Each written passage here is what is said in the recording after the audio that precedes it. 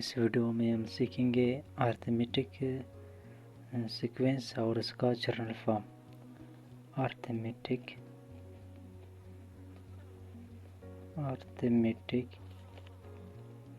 Sequence,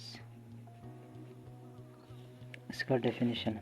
अब देखिए, फ़र्ज करें मेरे साथ एक सीक्वेंस है, 1 है, 11 है, उसके बाद मेरे साथ 21 है, उसके बाद 31 है। ये ऐसे जाते जाते जाते एंड टर्म तक जाएगा, मतलब ख़त्म नहीं होगा। अगर हम इन दोनों में डिफरेंस देखें तो अगर मैं 11 से 1 निकालूं तो क्या आएगा 10, 21 से मैं 11 निकाल लूँ तो मेरे साथ क्या आएगा 10, 31 से 21 निकालूं तो मेरे साथ आ जाएगा 10।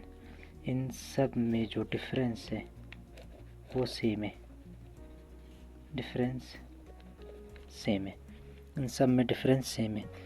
तो वो सीक्वेंस जिसमें सारे डिफरेंसेस सेम हो, दो टर्म्स के बीच में, इसका इसके बीच में या इसका इसके बीच में या इसका इसके बीच में, दो टर्म्स के बीच में जब डिफरेंस सेम हो उसे कहते हैं अरिथमेटिक सीक्वेंस। इसका डेफिनेशन क्या होगा,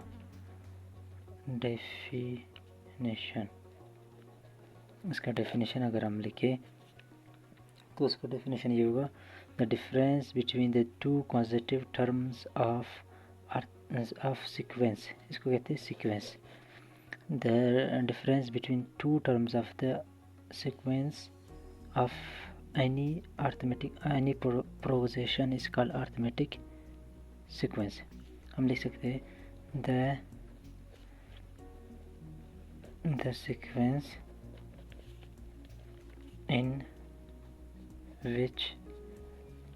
in which the difference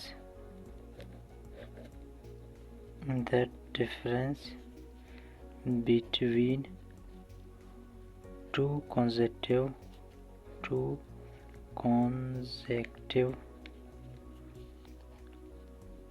terms is same is called arithmetic sequence. अब देखिए, वो सीक्वेंस जिनके टर्म्स के बीच में डिफरेंस सेम हो उसे कहते हैं अरिथमेटिक सीक्वेंस। यहाँ पर देखिए, यहाँ भी 10 आ रहा है, यहाँ पर भी 10 आ रहा है और यहाँ पर भी 10 आ रहा है। अगर एक और मैं सीक्वेंस लूँ 1, 6, 11, 16, 21, आगे 6 से मैं 1 निकालूँ, 6 - 1 कितना रहेगा 5, 11 से 6 निकालूँ, 11 - 6 कितना रहेगा 5, 16 से 11 निकालूँ तो मेरे साथ क्या आएगा 5। इन सब में डिफरेंस क्या आ रहा है, सेम आ रहा है। तो इस टाइप के सीक्वेंस को क्या कहते हैं, अरिथमेटिक सीक्वेंस कहते हैं। ठीक है, इसके बाद इसके हम आते हैं जनरल टर्म, अरिथमेटिक सीक्वेंस का जनरल टर्म। इसका जनरल टर्म क्या होगा,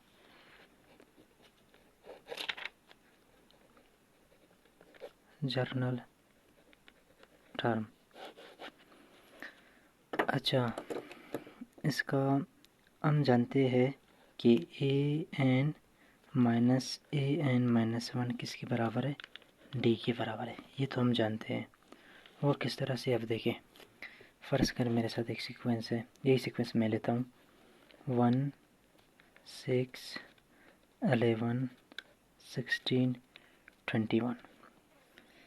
अब देखिए, जो हमारे साथ ये क्या है, मेरे साथ A1 है, ये मेरे साथ क्या है A2 है, ये मेरे साथ क्या है A3 है, ये मेरे साथ A4 है, ये मेरे साथ A5 है। ऐसे जाते जाते ये AN हो जाएगा और ये N के लिए AN हो जाएगा।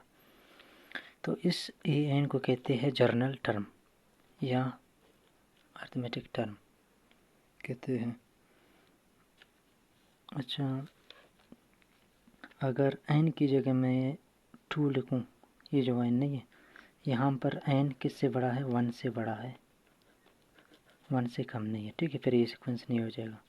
n की जगह मैं 2 रखूं तो मेरा सीक्वेंस क्या होगा, an की जगह 2 - an की जगह ये जो n है इसकी जगह मैं 2 लूँ 2 माइनस 1 और यहाँ पर डी मेरे साथ ये है।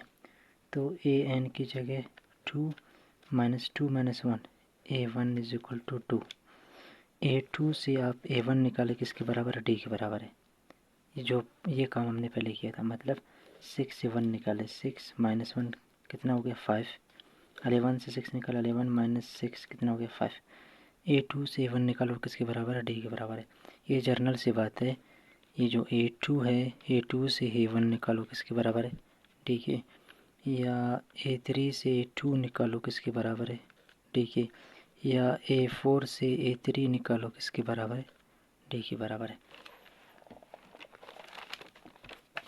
तो ये चीज़ हम जानते हैं कि ए एन माइनस 1 किसके बराबर है? डी के बराबर है। ये हम जानते हैं, ठीक है। अभी हमें क्या करना है? जर्नल टर्म मालूम करना है, मतलब ये मालूम करना है। तो मैं क्या लिख सकता हूँ? ए एन किसके बराबर है? ये माइनस से उस तरफ जाके क्या होगा? प्लस होगा। ए एन 1 प्लस डी होगा। अभी यहाँ पर जो एन है वो नंबर्स है, वो कहाँ से स्टार्ट होते हैं? 2 से। 2 3 4 5 जाते जाते ख़त्म नहीं होते। अगर मैं एन की जगह 2 डालूँ तो ये क्या होगा? A2 is equal to A2 minus 1 plus D. A2 is equal to 2 में से 1 गया, A1 प्लस डी। जाहिर सी बात है A2 हमारे साथ किसके बराबर होगा? A1 प्लस डी के बराबर होगा। अगर n की जगह, यहाँ पर मैंने तो n किसकी जगह रखा? 2। अगर n मैं 3 रखूँ, ये वाला 3, अभी क्या होगा? यहाँ पर इसमें हम डाल रहे हैं, इक्वेशन नंबर 1 में डाल रहे हैं। ए एन की जगह 3, यहाँ पर क्या होगा? ए एन की जगह 3 माइनस 1 प्लस डी। ए की जगह 3, यहाँ पर क्या होगा? A2 3 में से 1 गया 2 प्लस डी। तो A3 किसके बराबर है? A2 प्लस डी के बराबर है। और A2 किसके बराबर है? ये तो हमने पहले पढ़ा यहाँ पर ऊपर इक्वेशन नंबर 2 में। A2 बराबर है हमारे साथ A1 प्लस डी के। तो मैं इसकी जगह टोटल लिख सकता हूँ कि A2 किसके बराबर है? A1 प्लस डी, और ये डी पहले से प्लस डी, ठीक है। इसी तरह से अगर n की जगह मैं 4 डालूँ तो क्या होगा? इक्वेशन नंबर 1 में ए एन की जगह 4 is equal to A N की जगह 4 minus 1 plus D. A N की जगह मैंने 4 डाला, 4 में से 1 गया, A3 प्लस डी। ये 4 किसके बराबर है? A3 प्लस डी के बराबर है, ठीक है। अभी हम यहाँ पर क्या करते हैं? अच्छा, A3 हमारे साथ